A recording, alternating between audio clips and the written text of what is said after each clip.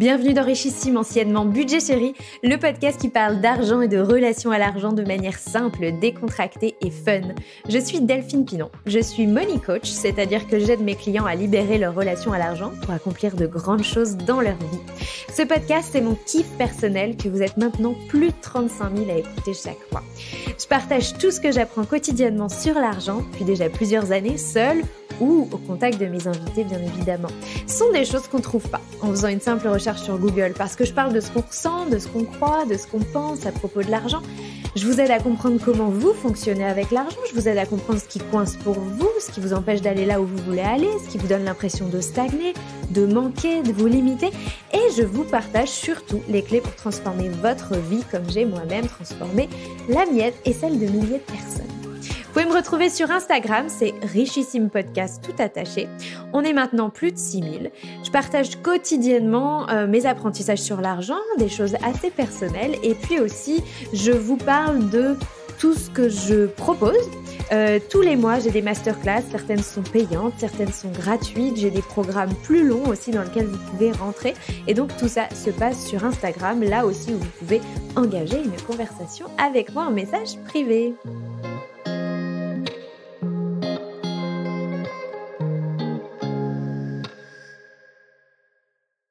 Mon invité du jour est Fabien Olicard, que certains connaissent probablement déjà parce qu'il est suivi par plus de 4,5 millions de personnes, toutes plateformes confondues. Fabien est mentaliste, que moi je définirais comme une discipline de divertissement ayant pour but de cerner le fonctionnement du cerveau et de l'esprit humain et notamment de la conscience. Vous verrez que Fabien a une définition un peu différente. Le mentalisme en fait se situe à la croisée entre l'illusionnisme, la psychologie, l'influence, la mémotechnie, la mémoire ou encore la visualisation et encore je crois qu'il y a même d'autres disciplines qu'on pourrait fourrer là-dedans. Fabien a écrit et publié plusieurs livres, je crois 5, dont certains sont traduits en 16 langues. Le dernier en date, l'anti-guide de la manipulation, a particulièrement attiré mon attention pour cet épisode. Fabien est actuellement en train de terminer une tournée de spectacles, mais son plus grand terrain de jeu au quotidien, c'est YouTube. Et figurez-vous qu'il a aussi un podcast. Sa particularité, c'est qu'il a construit sa notoriété dans ce métier-là sur les réseaux sociaux et pas du tout via la télé. Mais restez attentifs parce qu'il se pourrait bien que vous le voyiez de plus en plus sur le petit écran. Ensemble, nous, pour cet épisode, on a parlé du fonctionnement du cerveau et de notre conscience, évidemment en lien avec le sujet de l'argent, des prix, des chiffres et on a également parlé de manipulation marketing et publicitaire. Je vous garantis que vous allez en apprendre un rayon sur vous et sur votre propre cerveau. Je vous laisse écouter l'épisode, notre discussion et je vous retrouve à la fin. Salut Fabien! Salut Delphine! Comment vas-tu? Première question.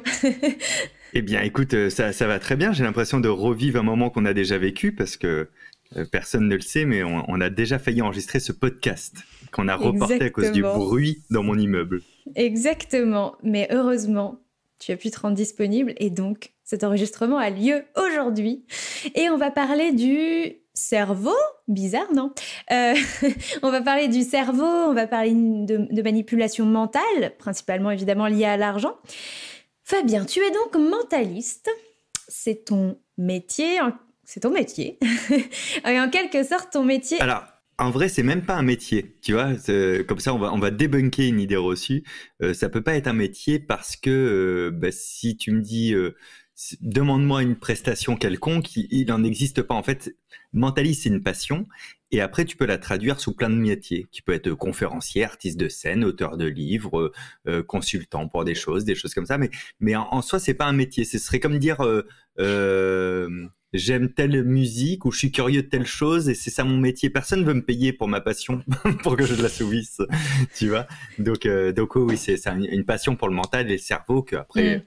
Évidemment, j'étiquette mentaliste parce que c'est un mot quand même bien pratique, faut pas crocher dans la soupe, c'est un mot qui globalise, quoi. Ouais, et du coup, en fait, le mentalisme, enfin derrière cette étiquette, il y a le fait d'avoir cette passion justement pour le cerveau, le fonctionnement du cerveau, et toi, tu en as fait par dérivation un métier de divertissement. Oui, mais de effectivement, transmission et de divertissement. comme Ouais. tu l'as dit à la base, très justement, c'est une passion. Je vais commencer par te poser une question que je pose à beaucoup d'invités. Toi, tu as grandi, tu viens de quel milieu social? Qu'est-ce qu'on disait à propos de l'argent quand tu étais petit, chez toi? Avec quoi tu penses que tu as grandi comme bagage? Alors, écoute, je viens d'une famille très modeste, hein, donc on était 3 enfants, 2 adultes, un seul salaire qui rentrait à la maison et un salaire smicard. J'ai toujours su qu'on n'avait pas d'argent pour les excès. Tu vois, par exemple, si je demandais quelque chose d'un petit peu qui sortait un peu du lot, tu vois, on me disait, ben non, on peut pas, on n'a pas les moyens. Mais c'est le seul moment où j'entendais ça. C'est-à-dire, j'ai jamais entendu, on n'a pas les moyens pour manger, pour s'habiller, pour vivre en fait. Et j'ai eu beaucoup de chance, et je pense d'ailleurs tous les 5 on a eu beaucoup de chance. Ma maman est une excellente gestionnaire. Donc elle savait transformer des choses gratuites en des moments incroyables. Donc tous les dimanches par exemple, on sortait, on allait faire des trucs, mais ça coûtait pas un rond, et puis on partait avec le sandwich et la bouteille d'eau dans le sac, si tu veux par là, on dépensait pas. Et puis elle avait aussi ce talent-là pour qu'il reste assez d'argent pour après les plaisirs tels que le cinéma ou des choses comme ça, tu vois. Mon père était bon bosseur, donc quand il avait fini sa semaine, on allait à la pêche avec lui le week-end. Nous, on s'éclatait, mais ce que je comprendrais à l'âge adulte, c'est que ça faisait du poisson et c'est gratuit le poisson, tu vois. Donc en fait, voilà, j'ai vécu avec un bagage de l'argent, c'est pas un problème. Mais par contre, on n'a pas de quoi délirer non plus. Tu vois, il faut que tout ait du sens dans nos dépenses. Tu vois, il faut qu'on sache pourquoi on le fait. Et du sens, ça peut être du plaisir, hein, mais tu vois, il faut que ce soit un plaisir qu'on ait décidé ensemble et réfléchi ensemble. Est-ce que l'adulte que tu es aujourd'hui parle facilement d'argent? D'autant que t'es dans un métier où t'es dans un... À chaque fois, je vais dire métier, tu vas me dire... Ah. Non, ça va. Et moi, j'ai dit ce que j'avais à dire. Maintenant, ça va. J'admets tout. T'es dans le milieu, en tout cas, de l'artistique et des médias aussi. Est-ce que c'est facile? Est-ce que tu parles librement d'argent et de ce que tu gagnes? Sans aucun problème, ça me pose pas de souci à partir du moment où ça apporte quelque chose à la conversation. Je veux dire, si demain je vais sur un plateau de télé et qu'on me dit et combien tu gagnes par mois, je vais dire et toi, tu gagnes combien par mois? Comme ça, on va dire chacun les deux son salaire et on va comparer des données, c'est intéressant. Mais sinon, dans le quotidien, et la plupart du temps, j'ai zéro problème à parler d'argent. Déjà parce que je m'en fous, parce que c'est qu'une donnée parmi d'autres, tu vois, donc, pourquoi pas, c'est un critère statistique aussi, et puis parce que je suis entrepreneur dans l'âme, donc j'ai monté beaucoup de sociétés dans ma vie et tout, donc forcément, j'ai pas de problème avec ça. Et la dernière chose, c'est que quand je dis je m'en fous de l'argent, c'est qu'en plus, je m'en fous dans tous les sens du terme. Je me suis jamais posé la question d'est-ce que j'ai assez d'argent ou pas assez, tu vois.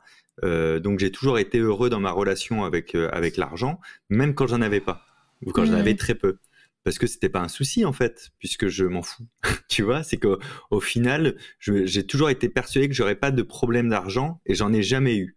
J'ai jamais eu un souci de fric. Mais en fait, j'en ai jamais eu parce que j'avais cette relation-là. C'est-à-dire que si tu dézoomes, tu peux voir une période de ma vie où comme j'avais pas assez d'argent, je vivais dans une toile de tente en camping, tu vois. Donc là, toi, tu peux te dire, mon Dieu, là, il avait pas assez d'argent. Bah, pourtant, moi, je considérais que j'en avais déjà assez à cette époque, quoi. C'est marrant parce que souvent quand je parle aux gens du fait du manque, de la peur du manque, etc., les gens me disent « oui, mais des fois on n'a pas le choix que de manquer ». Il y a une réelle différence entre manquer d'argent et ajouter à ça la peur, le stress, l'anxiété par rapport au manque. Et nous, ce que tu es en train de me dire, c'est que finalement, ok, t'avais pas beaucoup d'argent ou pas assez d'argent. Mais j'arrivais à dormir, à manger, donc ça allait. Exactement. Et en plus, probablement que un des héritages de ton enfance et du fait que t'aies grandi dans une famille modeste, c'était visiblement, t'as quand même grandi avec ce sentiment de tout ira toujours bien, en fait. Oui, c'est ça. Ouais. Mais je l'ai constaté enfant, ça m'a marqué comme un héritage génétique on s'en sort toujours. Qui plus est, si on est un peu bosseur, tu vois. Parce que ma famille, c'est quand même des gens bosseurs, et c'est pour ça qu'on s'est jamais demandé comment on allait manger le mois prochain, parce que on savait qu'on allait travailler pour manger, tu vois.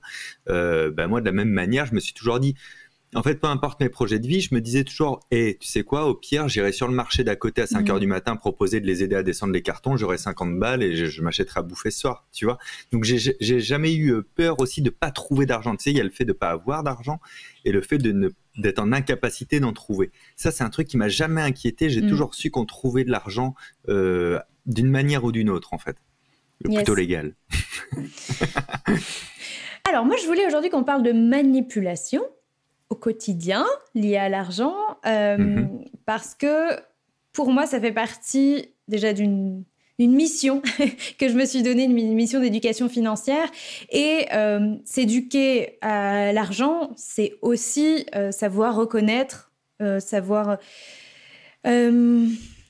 reconnaître, c'est ça en fait, identifier les moments où peut-être on essaye de se jouer de nous, où on se joue de nous-mêmes, ça c'est encore pire. L'automanipulation, t'en parles dans ton livre, et donc j'avais envie de parler de ça avec toi parce que ta finesse de connaissance sur les sujets du cerveau, moi, m'a particulièrement interpellée, et surtout parce que récemment tu as sorti un livre sur la manipulation, Anti-guide de la manipulation, que j'ai lu, paru aux éditions First. Pourquoi tu as voulu traiter de ce sujet ? Déjà parce que moi aussi, je suis fasciné par la manipulation depuis toujours, aussi bien celle qu'on subit que celle des autres, que celle qu'on fait subir aux autres sans se rendre compte parfois. Et donc, j'ai une littérature à ce sujet qui est très dense chez moi. Et depuis toujours, tout le monde se demande quand est-ce que moi, je ferai un bouquin sur la manipulation. Et j'ai toujours dit, j'adorerais, mais vraiment, j'écrirai jamais ce qui a déjà été écrit. Et brillamment, c'est-à-dire que je vais pas faire l'infopreneur, je vais pas aller prendre les infos que j'ai appris d'autres pour les remettre ailleurs comme si elles venaient de moi, quoi, ça m'intéresse pas. Et en me reposant, je crois qu'il y a un an, un peu plus d'un an maintenant, 1 an et demi, devant cette bibliothèque-là consacrée à la manipulation, je me suis dit, par contre, il y a un point commun à chaque fois, c'est qu'on la traite toujours comme si c'était le mal et le démon, la manipulation, tu vois.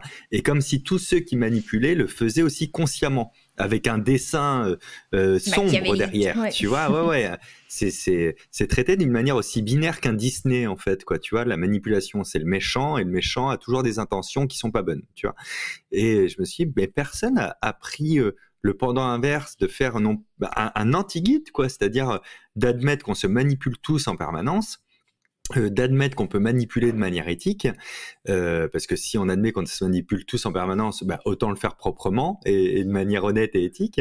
Donc je me suis dit, je vais mettre tout ça dans un bouquin. Alors bien sûr, j'ai rajouté quand même quelques basiques d'autodéfense intellectuelle pour pas se faire manipuler, mais je voulais vraiment prendre le parti de on va en traiter de la manipulation à 360 degrés sur le prisme de la déontologie. Et ça n'avait pas encore été fait. C'est pour ça que j'ai voulu le faire.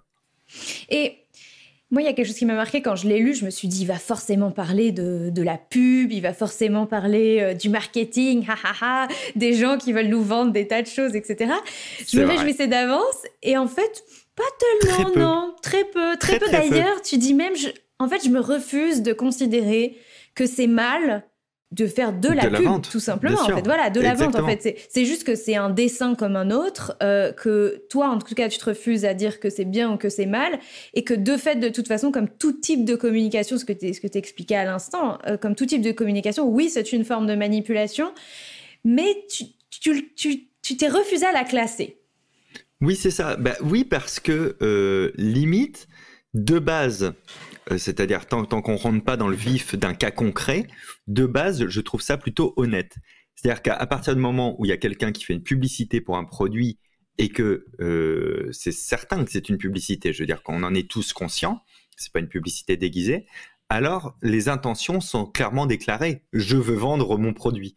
Donc à partir de là, je me dis, non, on n'est déjà pas sur une manipulation malveillante puisque la personne ne me cache pas son but en fait. Tu vois, je connais déjà son dessin, c'est que je l'achète. Donc au moins, il n'y a pas d'ambiguïté là-dessus.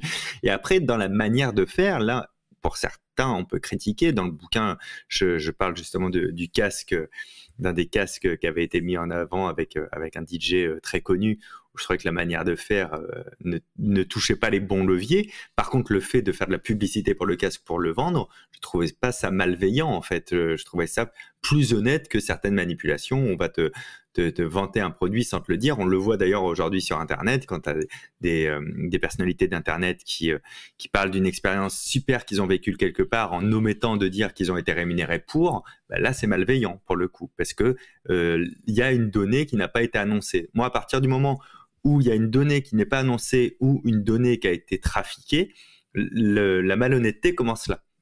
Quand les données sont claires dès le départ, on est a priori dans quelque chose d'honnête. C'est quoi la malhonnêteté en fait? Parce que la publicité utilise les ressorts de psychologie humaine dans le but de vendre. Tu viens de me dire, moi, en soi, le but, il est ni bon ni mauvais, il est avoué. Tu vas me dire, c'est difficile de savoir effectivement où est l'honnêteté, où est la malhonnêteté sans rentrer dans des cas concrets. Parce que la psychologie humaine, effectivement, on peut l'utiliser de tas de manières. L'exemple auquel tu faisais référence pour le casque, c'était une grande affiche publicitaire dans la rue et qu'il y avait une toute petite partie de l'image où on voyait le casque et tout le reste, c'était quoi? C'était une femme en plus. La femme et le DJ et une magnifique femme à ses côtés. Ouais, de mémoire, pour schématiser, c'est pas le bon chiffre, mais le casque prend 5% de l'image sur le DJ qui est torse nu évidemment et qui n'a même pas le casque sur ses oreilles. On voit que le casque n'est pas branché et à côté il y a une femme qui ruisselle de désir face à cet homme torse nu avec ce casque si masculin apparemment et il n'y a même pas le nom du casque, il n'y a même pas les spécificités techniques du casque.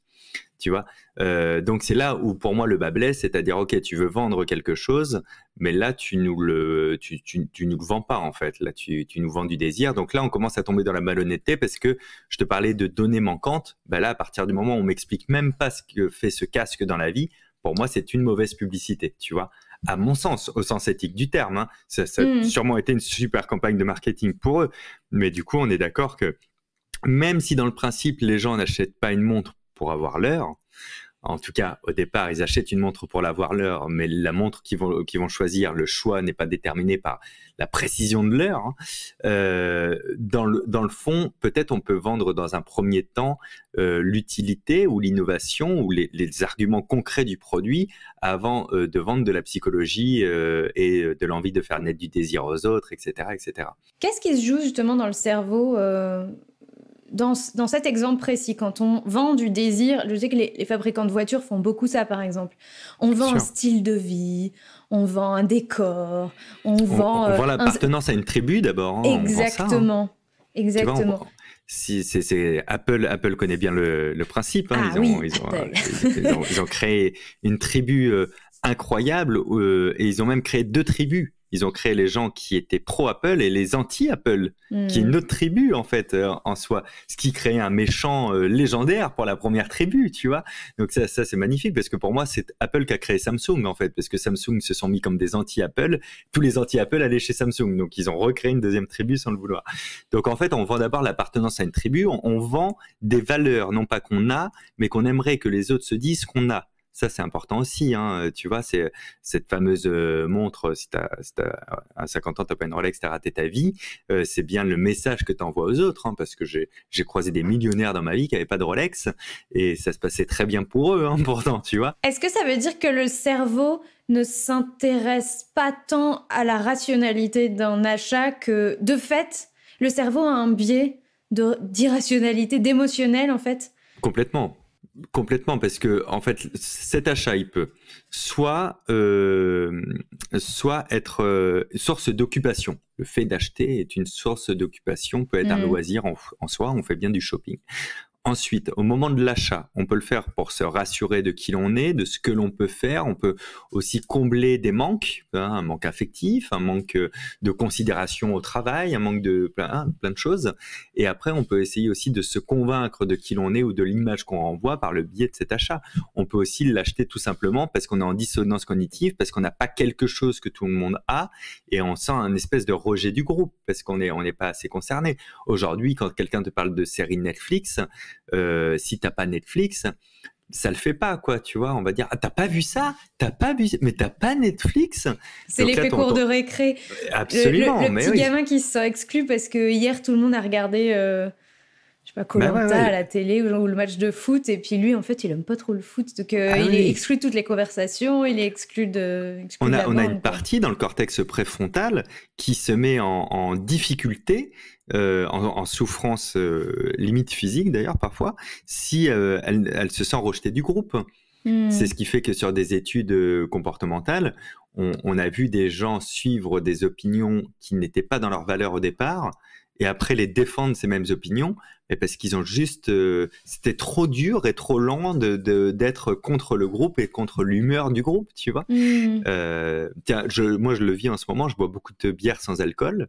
Tu vois, le nombre de personnes en tournée qui se foutent de ma gueule ou à qui je dois me justifier de ne pas mettre d'alcool dans ma bière, c'est un délire, tu vois. Alors que je bois des bières alcoolisées aussi, hein, c'est pas un problème. Du coup, maintenant, tu fais croire que tes bières sont alcoolisées. Ah, c'est presque ça. Mais tu vois, en vrai, il y a des fois, mine de rien, je tourne ma bière d'une telle manière à ce qu'on voit pas qu'il y ait marqué 0 degré dessus. Pas dans le fond, je veux dire, pour qu'on me casse pas la tête. Et sûrement que si on gratte bien dans le fond du fond, c'est pour pas qu'on me juge, tu vois. J'en suis là, quoi, tu vois. Donc, pour les achats, ça joue aussi, quoi, tu vois, le fait de se sentir un petit peu à l'écart. Mais bon, les achats sont par essence quand même irrationnels. Nos choix finaux, la destination finale de notre achat, elle pourra pas passer par quelque chose de si binaire que les critères de besoin, les spécificités du produit, le budget dont je dispose et l'utilisation que je veux en faire, tu vois. On va toujours ajouter de l'esthétisme et des valeurs derrière.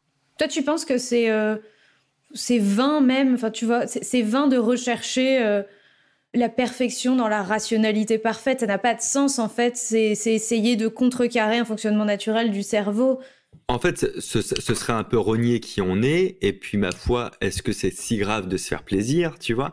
Mais ça, tu peux te le dire qu'à partir du moment où tu en as bien conscience et que tu sais que tu as quand même mis des garde-fous, en fait, tu vois. Et on parlait du casque tout à l'heure. Bon, le premier garde-fou, quand même, c'est au moins de prendre, si tu veux absolument ce casque, parce que ça t'a séduit, tout le monde en parle, etc., de commencer à comparer un petit peu les casques qu'il y a entre leur spécificité technique et leur prix pour trouver quelle est la marque qui se fout le moins de toi, quand même, un minimum, quoi, tu vois, qui te demande très cher pour quelque chose qu'ont tous les autres, tu vois. Donc après, tu pourras toujours acheter pour te faire plaisir, mais en connaissance de cause et en ayant placé des garde-fous au départ. Tu dis dans ton livre que la première forme de manipulation, c'est l'automanipulation. Bien sûr. Et par ça, tu entends notamment les conditionnements qu'on crée depuis qu'on est tout petit et qui fait que finalement, on s'auto-manipule nous-mêmes. Alors, moi, j'ai fait mon propre exemple en lien avec un peu l'argent, mais si on prend le réflexe qu'on a quasiment tous de terminer son repas par du sucré. Oui, c'est un conditionnement, ça. Par un café. Ou à chaque fois qu'on sort du boulot ou qu'on rentre de l'école avec les enfants, on s'arrête à la boulangerie et on prend un petit truc. Voilà. On s'est créé un réflexe. Et ça, c'est des exemples de la vie de tous les jours. Et il y en a, à la fin, tu dis, mais imaginez-vous à combien de milliers de conditionnements on a et l'impact, et ça, je rajoute ça moi, et l'impact que ça peut avoir sur nos finances. Parce qu'effectivement, si même quand on n'a plus faim, qui n'a pas fait ça ? On va au restaurant, on n'a plus faim. Vous voulez la carte de dessert ? Oui, je vais jeter un coup d'œil. Allez, un petit café gourmand, et puis voilà. Alors que t'as pas du tout envie de café, d'ailleurs. Et oui. On s'auto-conditionne, donc on s'auto-manipule déjà par des biais cognitifs, ce genre de choses, on pourra en reparler. Mais déjà, t'as raison, par le conditionnement. Donc le conditionnement, c'est de reproduire un même schéma plein de fois. Le test le plus connu étant celui de Pavlov qui quand il sifflait dans un sifflet, les chiens salivaient parce qu'ils savaient qu'ils allaient avoir à manger. Donc, il y avait tout le processus physique qui se mettait en place alors qu'il n'y avait pas de nourriture. Donc, c'est un conditionnement. Et nous, on le fait par la répétition. On sait qu'au bout de 66 répétitions en 66 jours, en général, ça devient une habitude. C'est pas 21, parce que nous, on entend souvent 21. C'est un gros mytho, ça, 21. C'est très sexy et très pratique parce que ça permet de faire des magazines où il y a marqué « changer de vie en 3 semaines », tu vois, en 21 jours. Mais en fait, en réalité, la moyenne, donc ça veut dire que des fois c'est plus, c'est 66 jours pour une personne. C'est Philippa Molina qui en 2009 l'a mis en exergue par une étude qui a été faite sur des centaines de personnes qui devaient acquérir une nouvelle habitude et tous les jours il y avait un débrief, tu vois, toutes les personnes étaient volontaires, c'est des habitudes qu'elles voulaient en plus avoir dans leur vie, donc que des choses positives et c'était ils ont considéré que c'était une habitude à partir du moment où il y avait plus aucune charge émotionnelle sur le fait de le faire. Donc c'était pas rebutant de faire leur truc et c'était pas non plus un plaisir extrême, c'était habituel. C'est le cas par exemple pour quelque chose qui est assez récent dans la vie de l'humanité, le fait de se brosser les dents. C'était pas si naturel que ça au départ. Hein. Il y a eu des grandes campagnes pour le coup en Angleterre, etc. pour que ça existe, où ils ont rajouté le goût mentholé d'ailleurs après, etc. Parce que les gens associaient le menthol à la propreté, tu vois, à la fraîcheur. Mais pour se brosser les dents sans rien. Donc aujourd'hui, tu es d'accord que quand tu te brosses les dents, c'est quand même rare que tu dises « Oh non, faut encore se brosser les dents aujourd'hui, je l'ai fait hier et avant-hier déjà, tu vois ». C'est devenu quand même une habitude neutre, c'est-à-dire que tu t'en fous de te brosser les dents. Donc ça, c'est le schéma type vraiment de quelque chose qui devient une habitude, en moyenne 66 jours. Et au bout d'un moment, cette habitude, si tu la tiens sur toute une schématique particulière qui est ritualisée, alors ça va devenir un conditionnement. Donc oui, moi très clairement, je suis conditionné à boire un café avant de m'endormir. Et en fait, c'est l'inverse. Je suis conditionné maintenant à m'endormir le soir après avoir bu ma tasse de café. Donc si mon rituel est cassé, s'il n'est pas fait, il manque quelque chose, quoi, tu vois. Par contre, si je bois mon café un peu plus tôt dans la soirée et que je suis allongé dans le lit en train de lire, j'ai un coup de barre qui me tombe parce que j'ai envoyé les signaux à mon cerveau de « c'est bon, on a bu le café du dodo », tu vois.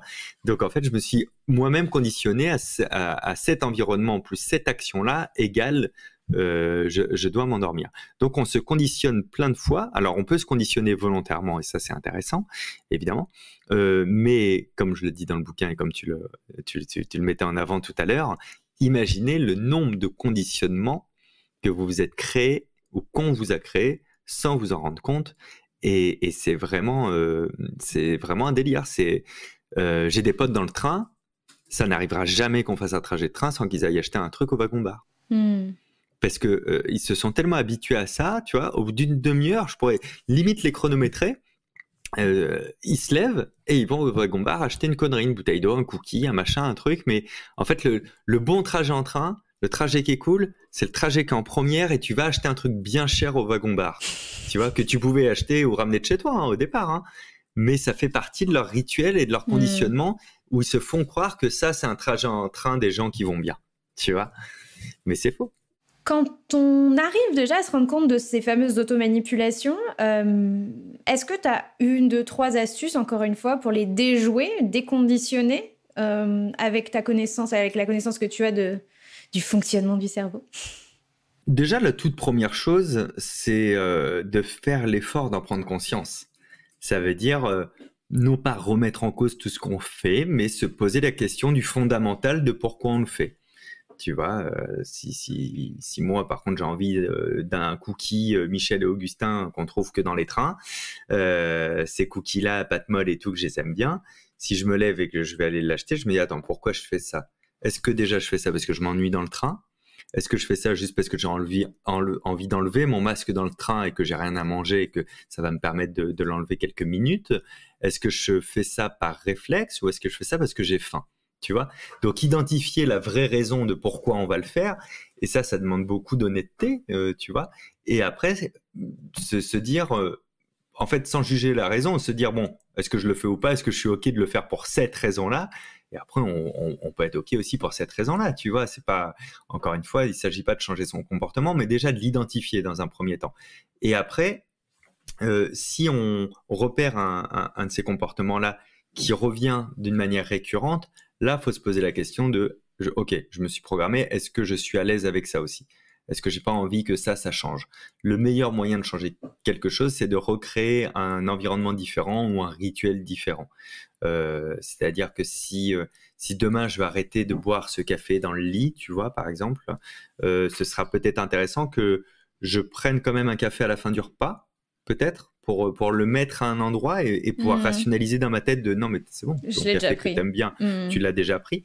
Et de trouver peut-être une autre manière de ranger ma table de nuit, là où je le pose d'habitude. Il n'y a plus besoin d'avoir cet espace libre. Ça peut être autre chose, peut-être mon livre ici, tu vois.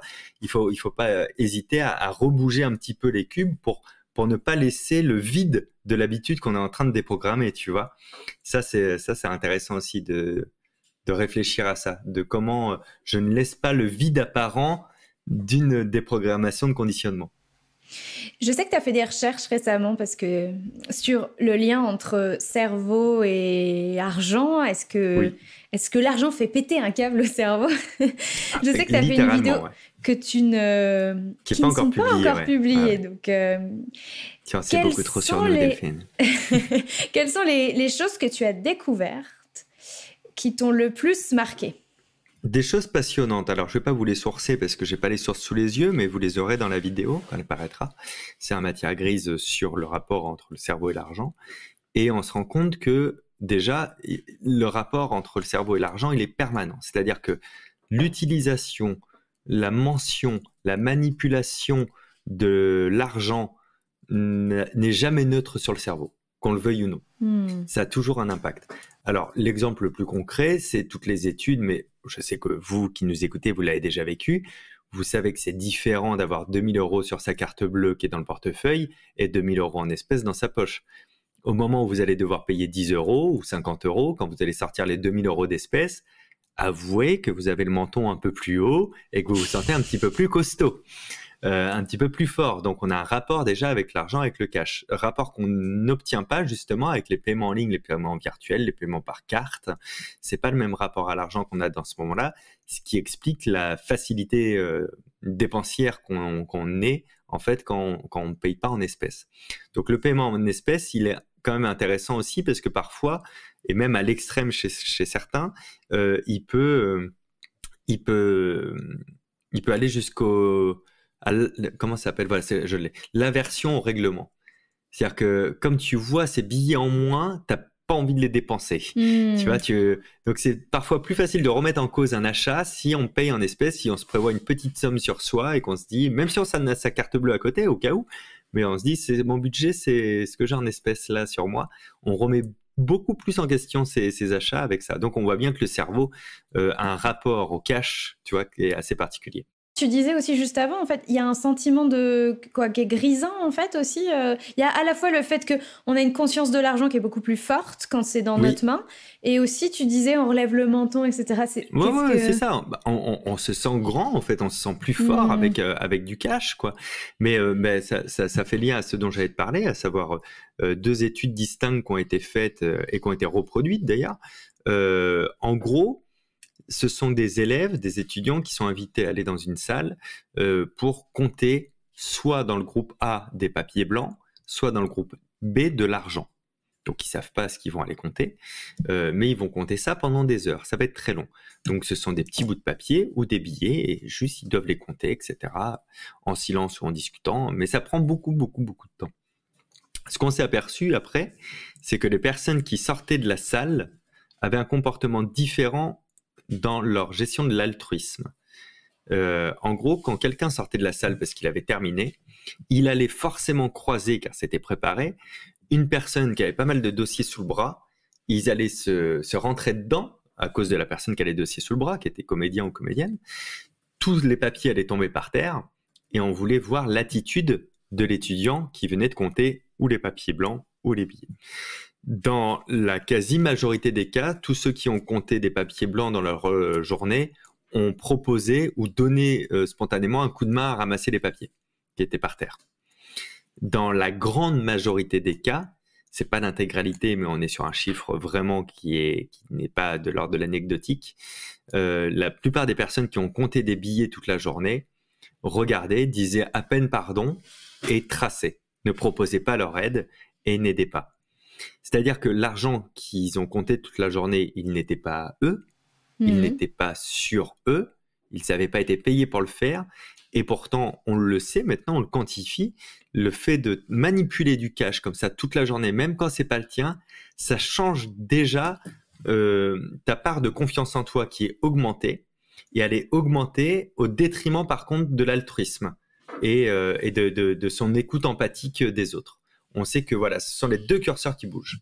Tu vas renforcer une croyance. Tu vas me dire, du coup, c'est plus une croyance, c'est presque un fait, que les riches sont égoïstes, que les riches se foutent un peu des autres. Parce que, tu vois, la conclusion hâtive de ce que tu viens de dire, c'est ça. Forcément, je tique un peu là-dessus. Et non, en même temps... tu tiques parce que tu surinterprètes. En fait, en réalité, moi, j'ai jamais dit ça. J'ai dit, il se rentrait dedans par la faute du comédien ou de la comédienne qui faisait tout tomber. Et cette personne se mettait à ramasser. Elle ne demandait pas d'aide.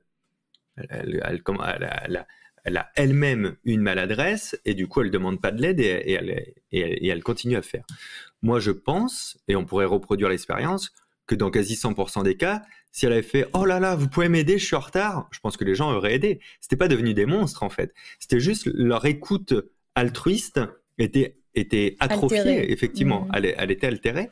Mais par contre, ça les transforme pas en personnes malveillantes.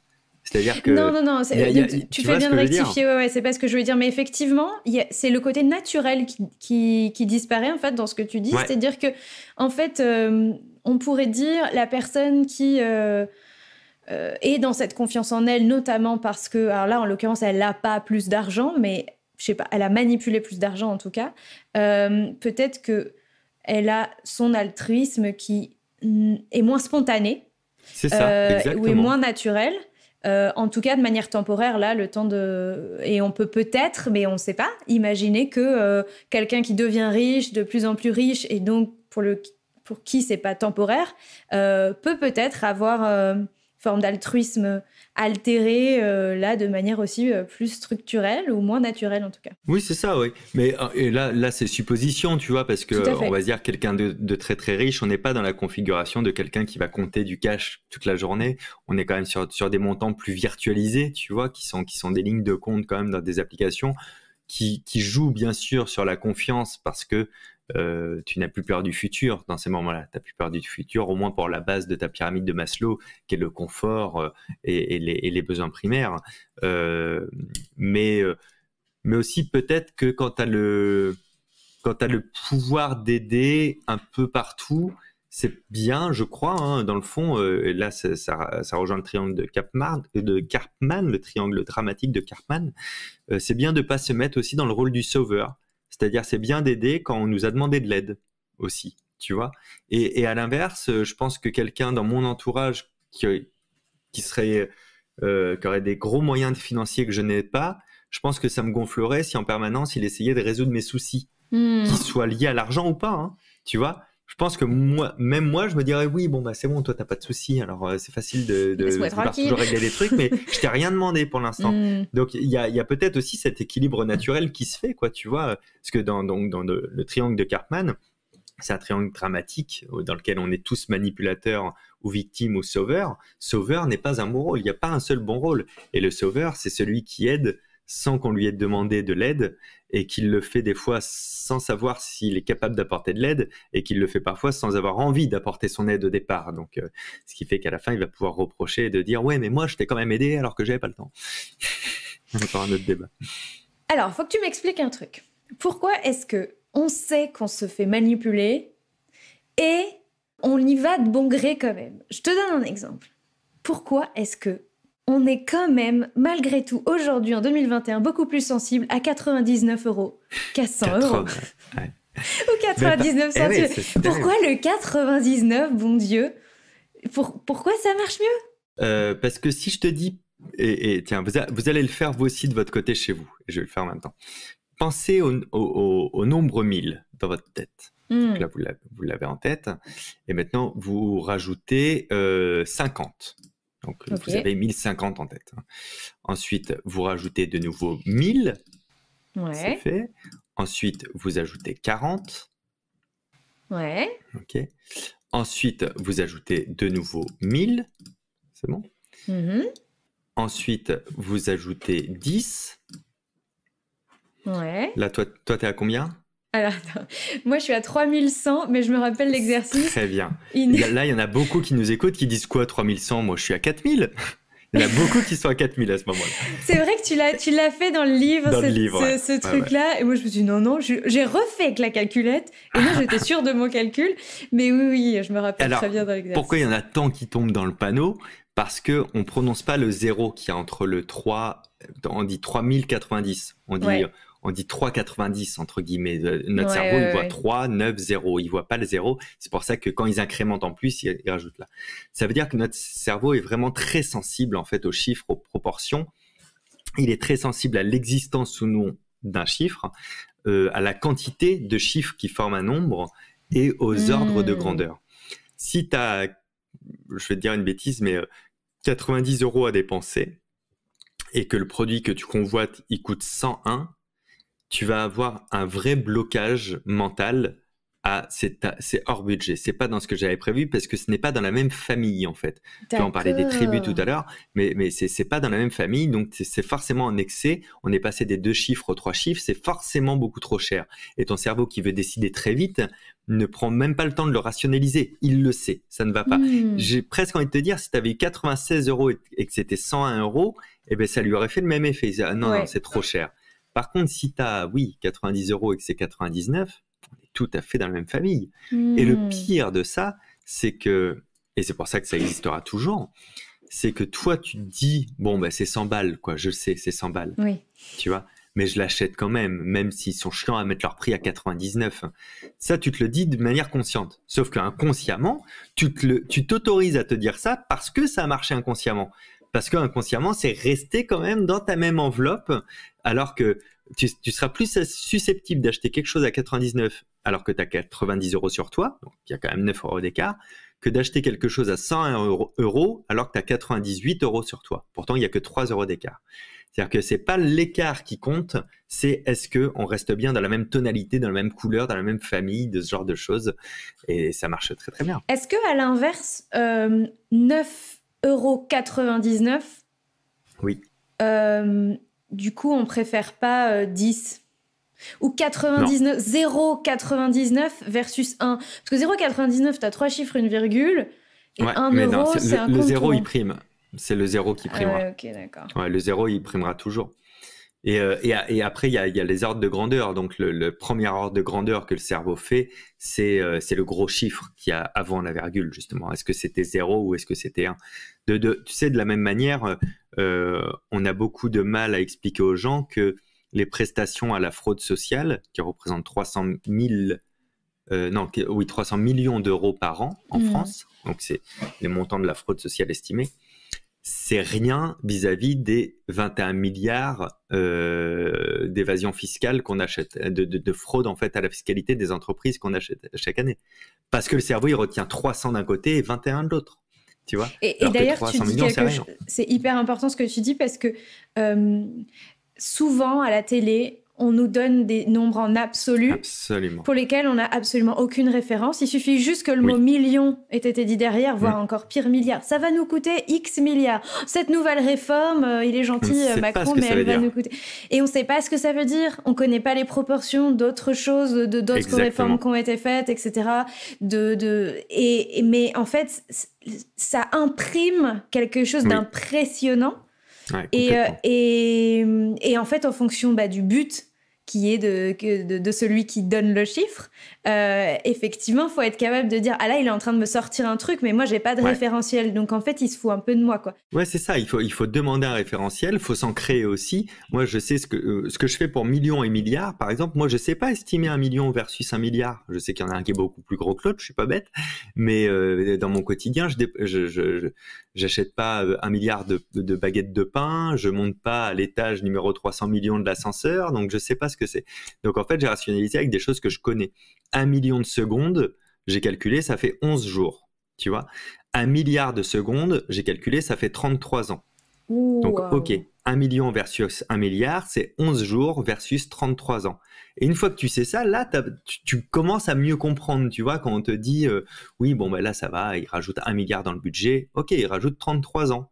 Tu vois, c'est ça qu'il rajoute en fait, parce que c'est quelque chose qu'on connaît, qui est à notre échelle. Et puis après, oui, effectivement, comme tu le disais, il faut aussi avoir des référentiels à côté ça coûtera tant, oui, d'accord, mais alors ça coûte tant versus un budget de temps habituel, de combien habituellement, combien on met dans d'autres postes qui sont peut-être moins utiles, est-ce qu'on peut avoir de quoi comparer plutôt que d'avoir un avis, comme tu disais si justement, on le voit très bien chez les éditorialistes, la manière d'annoncer les chiffres ont un sens. Je parle beaucoup, mais je vais te rajouter un truc. Il y a Kahneman qui a mis au point une expérience très intéressante dont je parle dans le bouquin, où les intentions sont honnêtes. Il manque aucune donnée, toutes les données sont vraies, il n'y a pas un mot plus haut que l'autre, et pourtant, suivant comment on énonce la chose, on est manipulé. En gros, c'était un exercice donc, qui a été fait, que moi j'ai reproduit en télévision et qui a très bien marché aussi. On crée 2 groupes, et chaque groupe va pas savoir ce que je dis au premier et au deuxième, évidemment. On leur dit, voilà, il y a 600 personnes qui ont été empoisonnées, et c'est à vous de prendre la décision parmi 2 choix pour essayer de les sauver. Donc, vous êtes obligé de prendre une décision parmi ces 2 choix. Choix numéro 1, on a un produit qui va sauver 200 personnes. C'est sûr et certain, sur les 600. Choix numéro 2, on a un produit qui a 33% de chances de sauver un tiers des gens. Enfin oui, il y a 33%, non, excuse-moi, il y a 33% de chances de sauver tout le monde, il y a 66% de chances de sauver personne. Donc là, dans cette config-là, quand on le fait au premier groupe, la plupart des gens choisissent l'option 1. Je veux être sûr de sauver 200 personnes plutôt que d'avoir 66% de chances de sauver personne. Et à l'autre groupe, on leur dit, c'est les mêmes chiffres. Hein. Je sais, j'ai vu la vidéo. Voilà. Je veux pas spoiler. Okay. L'option numéro 1, elle va tuer 400 personnes. Voilà. Et l'option numéro 2, elle a 33% de chances de tuer personne, de tuer tout le monde, et 66% de chances de tuer personne. Et du coup, là, tout le monde prend l'option numéro 2, parce que personne ne veut être responsable des 400 morts. Mais en fait, c'est bien la même chose. Hein. Si on sauve 200, il y a 400 qui meurent. S'il y a 400 qui meurent, c'est qu'on sauve 200. Et d'ailleurs, ça va plus loin que là, c'est qu'en probabilité, le 33%, 66% de 600 personnes, ça refait 200 personnes à chaque fois. Donc, il n'y a même pas de bonne réponse. Et juste, tu vois, de voir quel est le premier des 2 chiffres qu'on met en avant, quel est le verbe qu'on y associe. On n'a pas menti dans les données, on n'en a pas caché, on n'a pas menti dans les intentions, rien. Et pourtant, on a des sentiments de choix différents, tu vois. Donc, il faut être très vigilant face à l'impact des chiffres, des nombres, et de voir dans quel contexte ils sont prononcés et par qui. C'est toujours bien d'essayer de se dire, alors attends, pourquoi il me dit ça? Pourquoi il m'a pas plutôt parlé de ça? Tu vois, c'est intéressant. Dans la même veine, il y a une autre chose que tu mets en avant, c'est quand les gens ajoutent des chiffres dans leurs phrases, dans leurs argumentaires, mais de manière un peu péremptoire, du genre... dans 75% des cas, c'est ça? Voilà, dans 75% des cas où 80% de nos clients achètent ce modèle, ou voilà. Et en fait, en vrai, il y a de grandes choses. Ou comme quand un ami te dit non mais 9 fois sur 10, je sais pas, je réussis ma négociation salariale, 9 fois sur 10. Bref. Et en fait, le fait d'ajouter un chiffre à l'énoncé, ancre quelque chose dans la tête de ton interlocuteur. Donc, quand un vendeur te le fait, absolument. Le chiffre a beau être bidon, en fait, ça va imprimer quelque chose. 80%, c'est énorme. Donc, voilà, il y a plein de clients qui achètent ce truc-là. Est-ce que ça te donne vraiment une information supplémentaire? Absolument pas. Mais le fait qu'on t'ait donné le chiffre, ça marche. Malhonnête, ouais. C'est une manipulation, là, dans le sens malhonnête du terme. Parce que la personne qui le prononce sait très bien que c'est pas vrai, qu'elle a aucune source de sa donnée. La personne qui le reçoit, dans le fond, elle le sait. Mais comme on n'est pas en train de s'analyser non plus, parce que bon, on sait que c'est une manière de parler, on n'y fait pas gaffe. C'est bien dommage, parce que ça a un vrai impact sur le cerveau.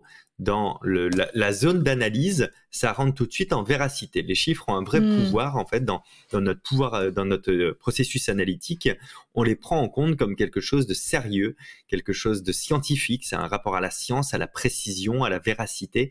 Donc, au-delà de faire toujours un appel au groupe, en fait, hein, un appel au populaire, de dire 90% des personnes pensent comme moi, donc j'ai forcément raison, alors que ton 80% il sort de nulle part. Donc au-delà de faire ça, c'est qu'en plus ça impacte vraiment en fait notre sentiment, quoi, nos émotions. Et il faut jamais oublier que on parlait de ça pour l'achat tout à l'heure, et ça marche avec un petit peu tout. C'est quand même souvent nos émotions qui ont la décision finale, le final cut, tu vois. Donc, les chiffres impactent très fort les émotions de celui qui les reçoit par celui qui les dit. Moi, je joue un jeu depuis des années. quand on me dit, tu vois, ouais, 9 fois sur 10, les gens, ils veulent pas acheter une voiture bleue, tu vois. Et moi, mon grand jeu, c'est de dire, ah ouais, c'est dans quelle étude c'est paru? Dans quel magazine? Enfin, j'aimerais bien le lire. Et du coup, tu as toujours ce même truc, non, mais tu vois bien, je dis ça comme ça. Oui, donc tu dis ça comme ça, donc en fait, on n'en sait rien. Oui, non, mais je pense que... Ah, tu penses que... Bah, tu vois, ça change vachement entre je pense que et dans 9 fois sur 10, tu vois. Ouais. Donc, n'hésitez pas à le faire aussi vous-même parce que vous allez voir que ça a deux intérêts. C'est que ça va vous faire un réflexe mental de ne plus laisser ces chiffres vous impacter mentalement.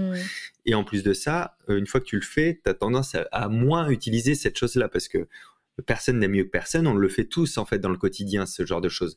Donc le fait de le remarquer chez les autres fait qu'on le fait beaucoup moins soi-même aussi. Dans la même veine, je le signale juste pour les auditeurs, mais j'ai tellement d'autres questions à te poser que on va s'arrêter là-dessus. Mais le fameux vendeur qui te dit non mais rassurez-vous, hein, ça va pas vous coûter 10 000 euros. Et il annonce un chiffre exorbitant pour mieux faire passer un devis à 1000 ou à 2000 ou à 2500 euros. Là, vous dites, ah non, mais là, ça va, oh là là, j'ai eu peur un petit moment parce qu'il a évoqué 10 000 euros. Ah non, mais alors, dans cette veine des soldes, j'ai un autre truc.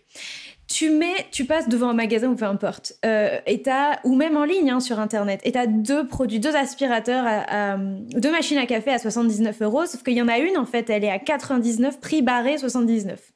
On est d'accord que dans la grande majorité des cas, en vrai, on va pas tellement regarder les caractéristiques, on va tout de suite aller vers celui qui est en soi-disant promo, en fait, qui était à 99. Bien sûr. Et qui est passé à 79. On va même pas comparer, en fait. Ben oui, ça nous paraît plus safe. Et puis, on a l'impression, du coup, que ce prix est justifié, en fait. On ne va pas chercher... On en revient au tout début de notre conversation, le manque de données. On ne va pas chercher les données. Et c'est ce qui fait que Apple réussissait à vendre si cher aussi, parce qu'on avait l'impression d'acheter quand même... C'était pas n'importe quoi, ça coûte cher quand même. Donc si ça coûte cher, c'est que c'est précieux, quoi. Et c'est que ça vaut le coup, quoi. Donc là, en plus, il y a un autre délire, c'est que tu as l'impression, en plus, en achetant, d'économiser de l'argent. C'est le vrai truc qui se passe dans ton cerveau, c'est que tu as l'impression d'avoir fait des économies. C'est quand même énorme de venir de dépenser 79 balles et de s'être dit, là, je viens d'économiser 20 euros. C'est faux. Tu as dépensé 79, c'est tout. C'est pas grave, mais tu n'as rien économisé du tout. À la base, tu comptais pas l'acheter, celle à 99, si elle avait été à 99. Donc bon, tu vois. Mais tu as le sentiment d'une petite victoire. Donc c'est sympa, ça envoie un petit peu de dopamine en plus. Donc ton cerveau t'envoie un petit peu d'hormones du bonheur et tout. Donc tu te sens encore 2 fois mieux en ayant acheté, quoi. Ça, c'est un appel souvent qui est fait. Le fait de faire le prix dégressif, de partir de haut pour descendre, ça donne justement ce dont tu parlais tout à l'heure, hein, un axe en fait de comparaison, sauf qu'on t'a fourni une mauvaise comparaison de départ, mais c'est les fameuses formations en ligne hein, qui coûtent 500, mais je vais pas vous la faire à 500. Je pourrais vous la faire à 400, mais je vais pas vous la faire à 400, pas à 300, et puis qui finit à 197 euros. Ça aussi n'est pas anodin, le 197 euros. Là, tu as vu, on n'est plus dans le truc du 199,99, tu vois. Pourquoi un 197 euros, ça marche bien aussi? Pourquoi ça marche mieux qu'un 199, tu vois? 199, ça paraît cher, en tout cas, c'est dans un certain nombre de valeurs. Si c'était pas un achat où tu es sûr que le client sait ce qu'il veut, ce qui est le cas souvent dans les formations en ligne, souvent on n'a pas besoin, mais on regarde le truc, c'est bien présenté, on se dit, oh, peut-être je pourrais le faire. Le 197 va t'impacter parce qu'il est précis. Et cette précision, au fond de toi, inconsciemment, tu te dis qu'on ne peut pas sortir ce chiffre au pif. Elle est forcément justifiée. Moi, quand je vendais mes premières conférences, j'ai arrêté de faire des chiffres ronds. Et je voulais pas faire des chiffres à 0,99 parce que ça se fait pas dans le métier de conférencier. Mais je me suis rendu compte que je galérais à les faire partir et qu'on me les négociait énormément parce qu'on voyait que c'était un arbitraire en fait comme prix, comme montant. Quand on me disait ça coûte combien une conférence et que je disais ça coûte 1000 euros, je disais ah oui, non mais là nous on a 800, nanana. À partir du moment où j'ai dit moi ma conférence elle est à 959 euros, ben tu disais ah merde, ok, bon ben d'accord, bon, on a le budget ou pas? Parce que en fait le chiffre est précis, donc tu te dis il a pas sorti de son chapeau en fait, quoi, tu vois. Donc ça impacte très fort aussi les chiffres très précis. D'ailleurs, si je vous donne une astuce, hein, si quelqu'un doit venir à un rendez-vous et que vous voulez que la personne soit à l'heure, dites-lui, si vous avez rendez-vous à 10h, dites-lui que vous avez rendez-vous ensemble à 10h02. Et vous verrez que les gens qui sont habituellement en retard seront à l'heure parce que vous avez donné une extrême précision dans votre horaire. Je sais que tu es très pressé, mais je vais me garder 2 questions. Bien sûr. 2 questions, et puis après, on terminera cette interview. J'aurais tellement aimé qu'on puisse aller encore plus loin dans ce sujet. J'avais noté une autre super technique de manipulation et je voudrais savoir ce que tu en penses. Et en plus, j'ai un auditeur qui m'en a parlé parce que je viens de sortir un épisode sur le gratuit et à quel point le gratuit nous faisait faire des choses irrationnelles. Et j'ai un auditeur qui m'a dit « Quand est-ce que tu parles du « à volonté » Et je veux ton avis sur... Je lui ai dit, je vais bientôt en parler avec un futur invité, donc je ne peux pas ne pas t'en parler, du coup. Je l'ai promis à cet auditeur. C'est quoi le à volonté? Manipulation ou pas manipulation? Manipulation, mais elle est pas forcément pas peur. Ouais, elle est pas négative tant que la promesse est tenue, tu vois. Hein. Moi, j'ai vu des restos à volonté foutre des gens dehors parce qu'ils mangeaient trop, donc à volonté égale à volonté. Alors ça c'est formidable parce que le cerveau humain, la liberté, c'est pas très confortable pour lui, tu vois. Donc si tu lui mets à volonté, il va se restreindre. Beaucoup plus que si c'est juste mis gratuit, tu vois. Et il a raison, ton auditeur, le à volonté est beaucoup plus puissant en fait, et tu perdras moins d'argent à faire un truc à volonté que d'offrir un truc gratuit en plus produit, tu vois. Le à volonté, il met 2 choses en place. La première chose, c'est que dans le fond, tu veux pas abuser, tu sais. Tu te dis, à volonté, ça va être cool, mais il faut pas que je délire non plus. Donc, tu vas déjà commencer à te restreindre tout seul. Et puis, la deuxième chose, c'est que souvent, le à volonté, il n'est pas automatique. Il nécessite une action de ta part. Et cette action fait plus tu vas la reproduire. Alors, je prends l'exemple d'un resto parce que c'est le plus facile. Ouais. Plus tu vas le reproduire, de dire est-ce que je peux ravoir du ou est-ce que je peux ravoir une nouvelle assiette de, plus ça va être compliqué psychologiquement d'assumer le regard de l'autre à qui tu demandes. Okay. Donc en fait, moins tu vas le faire, tu vois. Parce que tu as l'impression d'abuser un peu, d'être soit celui qui mange trop, celui qui fait chier. Alors que dans le fond, tu as le droit, hein. C'est eux qui ont mis cette offre en place. Hein. Mais c'est pas grave, c'est humain. Le regard de l'autre, il existe moins si c'est un buffet. Oui, ce qui existe un peu moins si c'est un buffet. Sauf si effectivement tout le monde t'a vu déjà, ça fait la 10e fois que tu vas rechercher. Mais tu regarderas que sur les buffets, par exemple, ils vont le maîtriser en mettant très peu de pièces de chaque produit. Ouais. Alors qu'ils ont tout le stock derrière, hein. Mais ils vont pas mettre la profusion dès le départ aussi. Moi, j'ai un exemple concret. Durant mon premier spectacle, je faisais un carré magique. C'est une opération de calcul avec des chiffres. Un spectateur devait me donner un nombre. Il fallait que ce nombre soit minimum 34, sinon l'expérience n'est pas possible. Et plus c'était haut, plus c'était embêtant parce que c'était un peu long à faire et parce que le public suivait moins. Donc, c'était moins entertainment. Donc, j'ai commencé à les restreindre et à dire, vous allez me dire quelque chose entre 34 et 100. Tu vois, au moins, je mettais une barrière à 100. Donc, quasiment tous les soirs, j'avais du 80, 90, toujours dans les valeurs très hautes. On me donnait un nombre au hasard, mais dans les valeurs très hautes. Donc, au lieu de dire entre 34 et 100, je vais dire maintenant, dites-moi quelque chose entre 100 et 34. Ben déjà, le fait de faire l'inverse, j'ai commencé à atteindre des 40 et des 50. Tu vois, parce que je prononçais 34 en dernier. Et après, j'ai tenté un tout pour le tout, que j'ai gardé durant 3 ans de ce spectacle. Je disais aux gens, dites-moi quelque chose au-dessus de 34, s'il vous plaît. Et à partir de ce jour-là, j'ai rarement eu au-dessus de 50. Vous me dites ce que vous voulez, quelque chose au-dessus de 34, mais ce que vous voulez. En fait, ils s'auto-limitaient, tu vois. J'avais toujours une phrase derrière de « Ah ben moi je m'attendais à un 1213, mais ok, 52 ça me va. » Et ça m'est arrivé qu'on me dise « Ah mais j'avais le droit à... » Bah c'est au-dessus de 34 1213, non? Tu vois. Donc en fait, on a tendance à s'auto-limiter quand on a une ouverture complète, beaucoup plus que si on nous avait dit « Vous avez le droit à 2 assiettes, quoi, tu vois. » Fabien, j'ai ma dernière question, elle va être simple. Mais tu vas me dire, oh mince, si seulement tu me l'avais demandé de la préparer avant. Quelle est ta dépense de moins de 100 € que tu as faite récemment qui t'a le plus impacté positivement? Je dépense très peu. Donc effectivement, c'est assez compliqué. Parce que je suis quelqu'un qui fabrique, donc du coup, j'ai assez peu de dépenses. Par contre, je me pose pas de questions. Quand je veux dépenser, je dépense. Mais là, je travaille énormément depuis 2 mois et demi. Et quand je travaille, je dépense rien. Donc ça, c'est bien. La dépense de 100 € qui m'aurait le plus impacté... Moins de 100 €. Moins de 100 €. Ouais. 99,99, ça compte du coup. J'aurais dû te dire ça. Quelle est la dépense de moins de 99,99 ? Qui m'a le plus impacté positivement. Je cherche pour avoir quand même une réponse La plus sincère possible. Et non, bah ouais, en fait, j'étais en Belgique il y a pas longtemps. Je suis rentré un peu par hasard dans un magasin de BD et figurines qui était sur ma route. Donc, je suis rentré pour le plaisir des yeux. Et je suis ressorti avec la collection entière d'un comics qui s'appelle Lock and Key, qui est repris d'ailleurs en série sur Netflix. Donc c'est un pavé, hein, c'est épais comme ça coûte 79 €. Et donc c'est je crois 6 saisons qu'il y a eu de ce comics à l'époque où il est sorti, qui ont été réunis avec des add-ons, etc. Et ça m'impacte très positivement parce que ça m'a donné un loisir que je pouvais ouvrir un peu n'importe où dans cette période très dense. Pour me recréer une bulle où que je sois et revivre ça en dehors des écrans, qui est un peu mon combat aussi. Donc meilleure dépense, en tout cas pour le mois à venir, c'était celle-ci. Merci Fabien. Je t'en prie, merci à toi.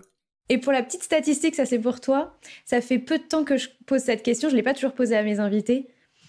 Mais pour l'instant, ma statistique au pifomètre, c'est que 9 fois sur 10, on me parle d'un bouquin.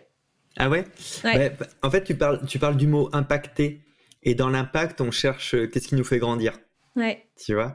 Et quand tu te dis qu'est-ce qui te fait grandir, c'est rarement un objet. Hein.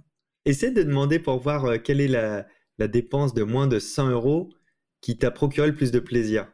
Tu vois, je suis pas sûr que ce soit un livre. De plaisir, tu veux dire? Ouais, qui t'a donné le plus de plaisir plutôt que qui t'a le plus impacté. Tu vois, moi, ma réponse aurait été différente. En ce sens. Ouais, intéressant. Bah écoute, je demanderai les deux. Mais comme je sais que là, ton temps est compté et que j'ai déjà envie de te remercier, j'ai envie de consacrer le petit temps qui nous reste à te remercier. J'ai appris plein de choses, je suis super contente. J'espère que voilà, tu as réussi à nous aider à déjouer un petit peu les manipulations autour des nombres, des chiffres, des prix de fait. Et puis que bon, voilà. En fait, et on n'en a pas assez parlé, mais il n'y a pas de grands méchants et les publicitaires ne sont pas des grands méchants. On a moins parlé du fait que nous aussi, on est en fait, on a les deux rôles, manipuler et manipulateur dans notre vie. On est tous co-responsables. Voilà, et on est aussi responsable de ce qu'on achète. Exactement. Et on est responsable de se faire manipuler en quelque sorte. Merci infiniment Fabien. On peut te retrouver sur YouTube. On peut te retrouver... tu as écrit plusieurs livres. Mais où habites-tu, Fabien? Où est-ce qu'on peut se retrouver chez toi?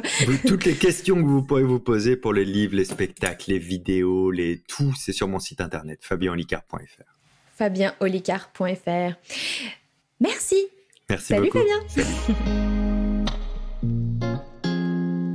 Merci à vous les warriors de la fin qui restaient systématiquement écouter tous mes épisodes. C'était trop court, hein? Ouais, moi j'ai trouvé que c'était trop court, mais je suis tellement contente d'avoir pu avoir cette conversation avec Fabien et surtout vous la proposer. Je le remercie infiniment, Fabien, parce qu'il s'est aménagé du temps dans un emploi du temps chargé. Évidemment, c'est pas le premier et le seul de mes invités qui a un emploi du temps chargé. Mais voilà, je sais qu'il ne pouvait pas me consacrer plus d'1 heure et je le remercie infiniment. Je suis très fière de la conversation, de vous présenter la conversation qu'on a eue ensemble. Et surtout, je parie que vous ne regarderez plus les prix de la même façon suite à cet épisode. C'est fou quand même, comment notre cerveau nous joue des tours et nous fait totalement oublier la rationalité des choses, la rationalité d'un achat. Vous savez que j'ai fait un épisode sur le gratuit et l'irrationalité de nos comportements face au gratuit. Et là, j'ai découvert qu'il n'y avait pas que le gratuit qui nous rendait totalement zinzin. L'homo economicus rationnel n'a qu'à aller se rhabiller. En tout cas, je vous retrouve moi très bientôt pour un nouvel épisode. D'ici là, prenez soin de vous et de vos finances. Ciao, bye bye.